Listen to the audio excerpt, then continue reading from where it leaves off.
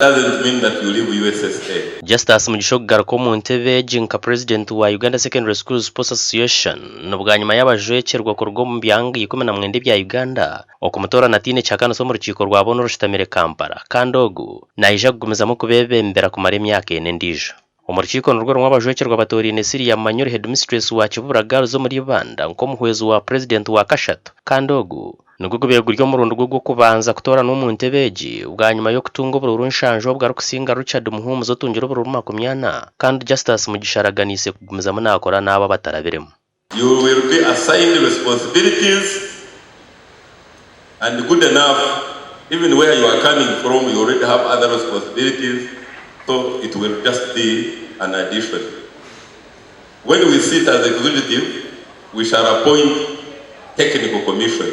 Mbere ni savinga amashomero ago mu district nago mu region konkati naza ha national and even international, so nyenda kwesima bwecho kandi ngire ngo emirimo ni kuza gukora neza kubera national konka hansa grassroots tiye kuza kurgaho. Amanyana ija kuwera president hamwe na Okot Bitek na Harriet Porota barabere mbatine chakansa kandi Elizabeth Tindumwebwa Christopher Mande hamwe na Fred Kugonza barabere ho kujwekere cyanga cyabugwizoba kagenda kubi kagenda je abo kuba abeza tutatorana birimwa amasiko mingi munonga icyo kureberaho ko kureba vice president wa Kashatu umucara amanyasiriya ipicha wa Kibura Girls School eyibanda